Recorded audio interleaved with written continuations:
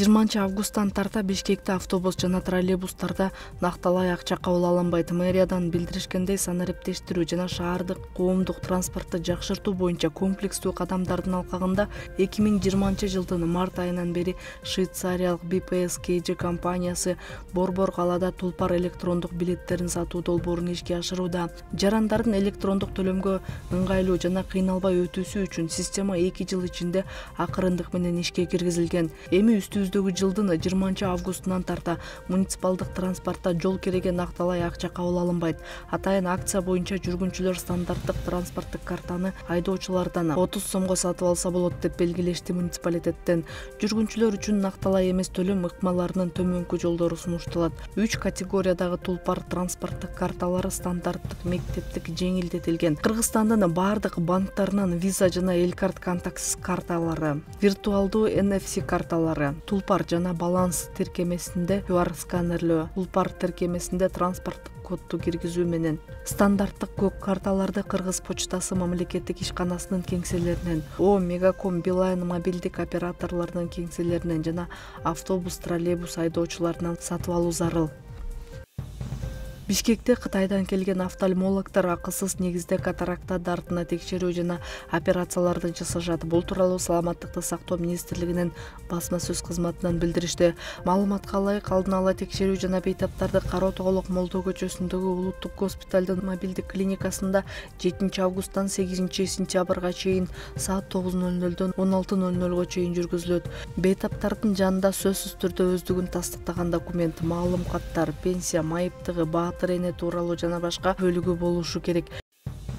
Ош шаарында 6 айда өнөр жай багытында 71 ишкана ачылды. Бул тууралуу Ош шаарында 1,5 жылдыктын жыйынтыгы боюнча коллегияда мэрдин 1-орун басары Марс Исаев билдирди. Анын айтымында бул аралыкта 450 жаңы жумуш орду түзүлүп, 213 миллион сом инвестиция тартылган.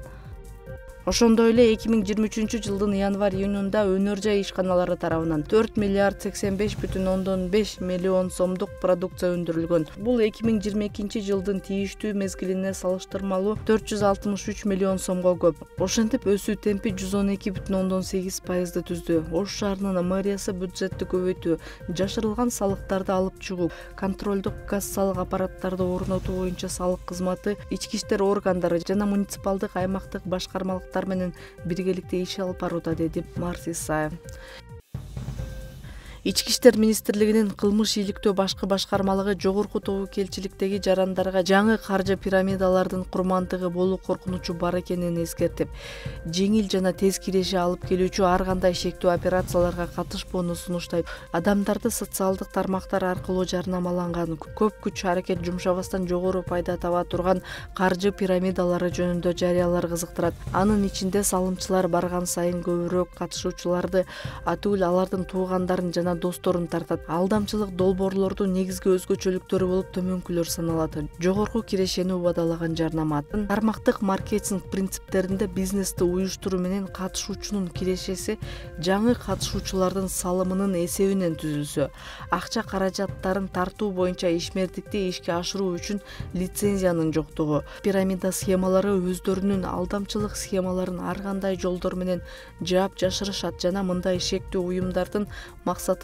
жогорку пайда көрүү убадаларына ишенген жарандардын акчасын тартуу болуп саналат. Алар ар кандай артыкчылыктарды, ар бир жаңы мүчө үчүн бонустарды сунушташат, укмуштуудай пайыздарды убада кылышат. Каржы пирамиданын схемалары мурда эле пайда болгон, бирок алардын уюштуруучулары дагы деле акча алуунун жаңы ыкмаларына өтүп, ишенче кардарларды торуна илишүүдө.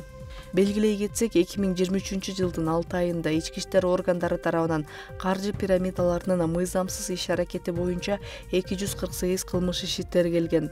Тергөөнүн жыйынтыгы менен 100 материал сотко жөнөтүлүп, калгандары боюнча иликтөө иштери уланууда. Жабыркагандардын саны 248 адамды түзөт. Нарын облусунун Кочкор районунда жибек жолу бут кийим чыгаруучу жоопкерчилиги чектелген ишканасы ачылды.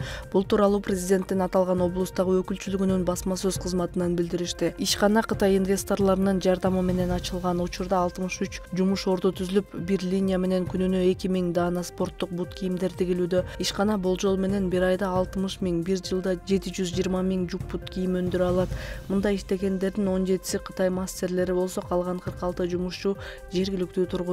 Ишкана Нарын эркин экономикалык аймагынын субъектиси болуп эсептелет. Кытай инвестору ЦАОнун айтымында ишкананы ачууга $2 миллион түз инвестиция салынат. Ремонт жана товар жүгүртүү иштерине $500 000 жумшалары пландалган. Сырьё Кытайдан алып келинип, Кыргызстанда тигилип, өндүрүлгөн продукция Россияга экспорттолот. Учурда бир линия иштеп жатса, ушул жылдын аягына чейин 2-3 линиялар ишке кирип, жумуш ордуларын 2-3 эсеге көбөйтүү планы бар. Жумушчуларга күнүнө 1000 сомдон айлык маяна, мындан сырткары тамак аш берилет. Мамлекеттик салык кызматынын Кочкор райондук бөлүмүнүн башчысы Нурлан Абакиров билдиргендей, ишканадан айына болжол менен 150 000 сомдун тегерегинде киреше салыгы түшөт. Ошондой эле социалдык фондко төлөмдөр төлөнөт. Төө ашуудагы туннелге асфальт төшөө иштери мөөнөтүнөн мурда аяктады. Бул тууралуу транспорт жана коммуникациялар министри Тилек Текебаев социалдык тармактагы баракчасына жазды. Министрдин айтымында эми жол сызыктары чийилген соң чектөөлөр алынат. Болжол менен 2 август күнү кечки саат 16:00дон кийин чектөө алынат. Азырынча мурдагы графикти кармап турабыз. Буга чейин айтылган 6 августка жеткирбей жол толугу менен ачылат. Эртең дренаж казылган жердин ордуна ошондой эле кошумча айрым жерлерге асфальт басылат деп жазды Текебаев. Ал белгилегендей, туннель кызматына айлана чөйрөнү, туннелдин кире бериш жерлерин көрктөндүрүү боюнча тапшырма берилген. Жакынкы күндөрү иштер башталат. Ал учурда унаалар үчүн эч кандай чектөөлөр болбойт. Шарты катаал тоолуу Чоң Бүлөлү айылына ичүүчү сууну тартуу аракеттери жыл башынан башталган. 1600 метр алыстыктагы тоо боорунан булак суусу тартылып, айыл арасына суу курулары, кудуктар орнотулган. Азыр суу кампасын куруу иштери жүрүп жатат. Бул иш-аракет болсо Чоң Бүлөлү айылынын 2000дей калкы жана жаңыдан төптөлө турган конуштар таза суу менен камсыз болот. Азыр берде 3 чакан айыл бар. Ошол 3 чакан айылга бардыгына суу жетиш керек. Кудай кааласа ошол сентябрга деп турабыз. Өзү эме боюнча, план боюнча декабрда тапшырышыбыз керек. Тоолуу аймактын элин таза суу менен камсыз кылуу аракеттери тынымсыз жүрүүдө. Жыл аягына чейин Чоң Бүлөлү айылынын таза суу көйгөйү чечилсе, андан соң Кичи Бүлөлү айылына башталат. Учурда Ош облусунун аймагына 48 айылда ичүүчү сууну тартуу иштери жүрүп жатат. 91 000 кожолук суу менен камсыз болот. Быйылкы жылы Дүйнөлүк банктыкы дагы бардыгы биригип туруп, республикалык бюджетте 20 айылда, ал эми 20 айылда, 28 айылда Дүйнөлүк банк аркылуу кетип атат. Бул азыр Дүйнөлүк банк аркылуу Чоң Бүлөлү айылда кетип атат. Ошондой эле немеде кетип атат. Алайкуда, Кызыл Жара айыл өкмөтүндө кетип атат. Мында 4 айылда кетип атат.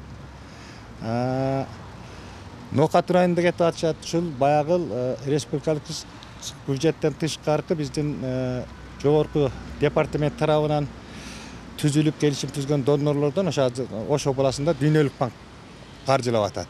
Ичүүчү суу менен камсыздоо жана саркынды сууларды өнүктүрүү департаментинен билдиришкендей, 2024 жылга дагы 12 айылга таза суу тартууга тендер жарыяланган. Алар Араван, Алай жана Кара Суу райондорунун ичүүчү сууга муктаж айылдары. Ошонун каржылоосу менен 28 айыл бар. Ал эми 12 айыл азыр проектиси бүтүп атат. Тендерге киргеле атат. Атап кетсем, Кичи Бүлөлү тендерге кирди, коюлду. Ушул жылы башталат объектиси. Гулбар Араван районунан мында 9 айыл кирип атат. Бул башталат. Азыр мында 30 айыл бар. Калкты таза суу менен камсыздоо каражат республикалык бюджеттен жана Дүйнөлүк банктын каржылоосунда жүрүп жатат. Бүгүнкү күнгө карата Ош облусунун 84% таза суу менен камсыз болду. Гүлжан Ажыматова, Бектур Калыбек уулу, Ош облусу.